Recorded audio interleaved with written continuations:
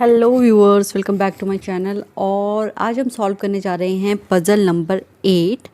तो स्टार्ट करते हैं video without wasting any time.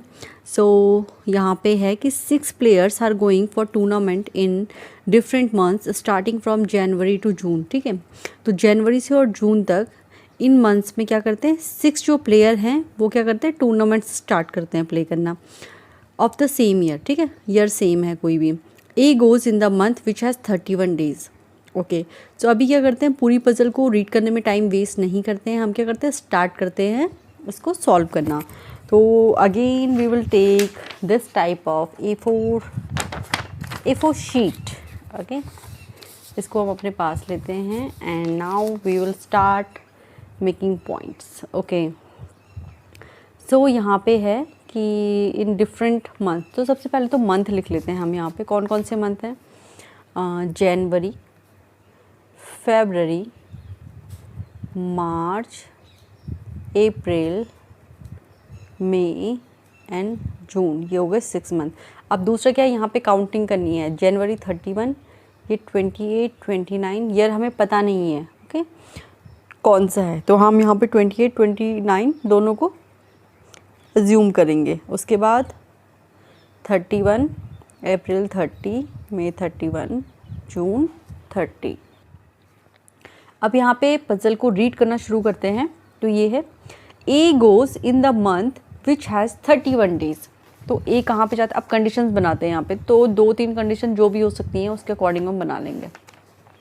तो ए जाता है जिस मंथ में 31 डेज होते हैं। तो एक तो ए यहाँ पे हो सकता है, या ए यहाँ पे हो सकता है, या ए यहाँ पे। तो मतलब मैंने 3 कंडीशंस बना ली हैं यहाँ पे कि ए 31 डेज़ का एक ये हो गया, ये हो गया, ये हो गया। सीधे हमें और नंबर कुछ नहीं बोल रखा है, सिर्फ हमें 31 डेज़ का बोल रखा है।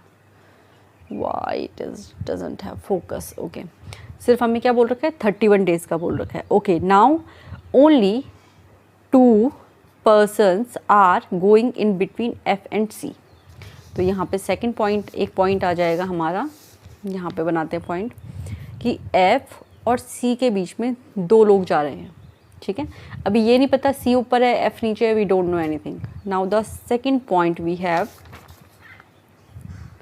D goes after F in the month which have even number of days. D goes after F in the month which have even number of days. मतलब डी क्या है, इवन नंबर ऑफ डेज में जाता है,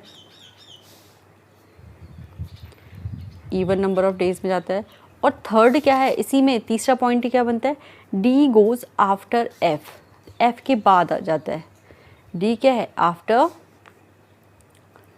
F जाता है। Now fourth point we have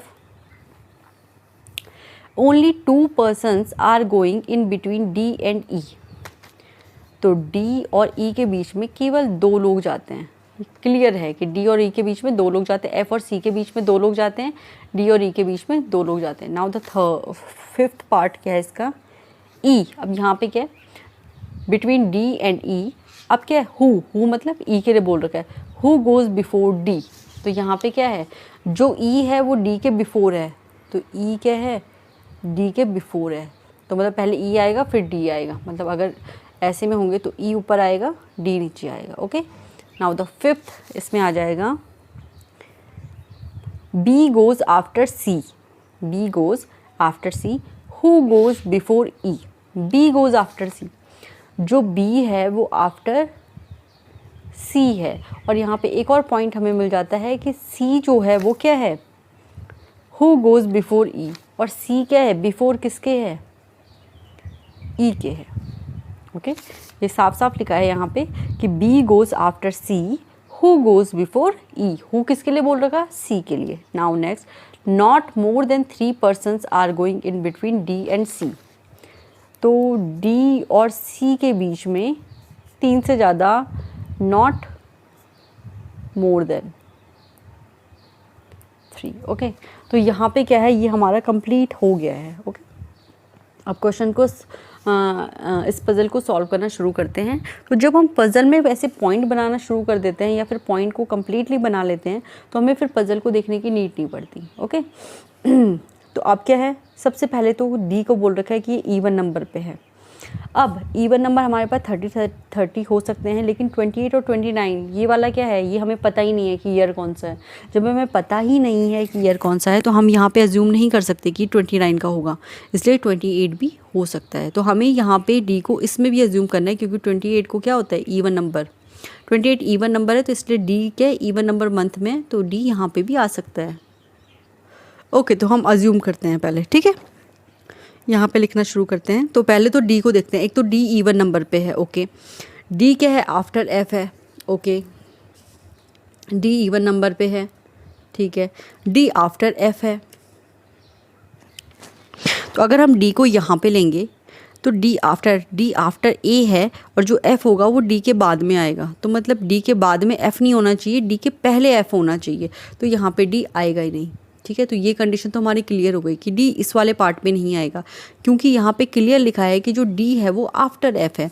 लेकिन अगर हम डी यहाँ पे लिख लेंगे तो डी के बाद ही यहाँ पे एफ आएगा, तो डी आफ्टर एफ नहीं है, डी किसके, ए के आफ्टर हो रहा है यहाँ पे, और डी के आफ्टर में एफ आ रहा है, ठीक है, जबकि डी को होना चाहिए एफ के बाद। तो ये वाली कंडीशन सेटिस्फाई नहीं होगी। तो या तो डी यहाँ पे आएगा या तो डी यहाँ पे आएगी, इन दोनों में से किसी भी पार्ट में आ सकता है। दूसरा क्या है, डी और ई के बीच में 2 मेंबर्स हैं, और ई अप होगा और डी डाउन होगा, ओके। तो अगर हम डी यहाँ पे लिखेंगे तो डी और ई के बीच में 2 मेंबर आ रहे हैं हमारे पास, ठीक है। तो अगर मैं सपोज़ डी को यहाँ पे लिखूँ तो यहाँ तो डी और ई आ नहीं सकता, क्योंकि इसके बीच में ये 2 मेंबर हो गए, इसके नीचे तो कुछ है ही नहीं। इसके बाद क्या है, ये 2 मेंबर्स हैं, इसके बाद ए है, तो डी यहाँ पे भी ऑब्वियसली नहीं आ सकता। अब कौन सा बचा, ये पार्ट बचा, तो डी यहाँ पे आएगा, तो ई यहाँ पे आ जाएगा, क्योंकि डी और ई के बीच में क्या है, 2 है, और ई क्या है, अप है, डी डाउन है, तो यहाँ पे कंडीशन सेटिस्फाई हो गई हमारी। उसके बाद क्या है, नेक्स्ट है हमारे पास डी से रिलेटेड एक और है। आप जो भी क्वेश्चन कर रहे हो, आप जो भी पॉइंट ले रहे हो, तो वो पॉइंट देखिए को रिलेट कहाँ पे है। जैसे एक पे सेकंड पॉइंट था यहाँ पे कि डी इवन है, डी आफ्टर एफ है, डी और ई के बीच में 2 है। अब एक और पॉइंट क्या है कि डी और सी के बीच में 3 से ज़्यादा हैं ही नहीं, 4 नहीं हो सकते हैं, ठीक है। तो क्या है, डी और सी, तो 1 2 3, सी यहाँ पे आ जाएगा, ठीक है। तो डी और सी के बीच में 1 2 3 है, 3 से मोर नहीं है, केवल 3 है। Now next is B after C, और बी क्या है, सी के आफ्टर में है, तो बी यहाँ पे भी हो सकता है, यहाँ पे भी हो सकता है, और कुछ है यहाँ पे, और डी आफ्टर एफ, ओके। तो डी क्या है, एफ के आफ्टर में है, ओके। एफ से रिलेटेड यहाँ पे हमें कुछ नहीं बता रखा है। और जो बी है, बी क्या है, बी कहाँ पे है, बी आफ्टर सी है, और सी क्या है, बिफोर ई है, सी तो बिफोर ई आ गया, बी आफ्टर सी है, तो बी इन दोनों में से किसी में आ सकता है। अब एक कौन सा रह गया, डी जो है वो आफ्टर एफ है, तो डी भी इन दोनों में से किसी में भी आ सकता है, ठीक है। और कोई कंडीशन कुछ और बोल रखा है हमें यहाँ पे, ओके, ये है एफ और सी के बीच, सबसे पहला पॉइंट, एफ और सी के बीच में 2 मेंबर्स हैं, तो एफ यहाँ पे आ जाएगा। तो एफ और सी के बीच में 2 मेंबर्स आ गए, और यहाँ पे आ गया आपका बी। तो इस टाइप से ये पज़ल हमने सॉल्व कर दी, ओके। सो यहाँ पे मुझे और कंडीशन बनाने की नीड ही नहीं पड़ी, क्योंकि यहाँ पे 3-4 पॉइंट एफ से रिलेटेड थे, इसलिए हमें इजी हो गया। जैसे डी से रिलेटेड थे, डी इवन है, डी आफ्टर एफ है, डी और ई के बीच में ये है, डी और सी के बीच में ये है। तो इस टाइप से हमारा क्या हो गया, ये पज़ल बहुत ही ईजिली सॉल्व हो गई, okay. So guys, thanks for watching this video. और यहाँ पे पज़ल नंबर 8 सॉल्व हो गई है। अब करेंगे पज़ल नंबर 9।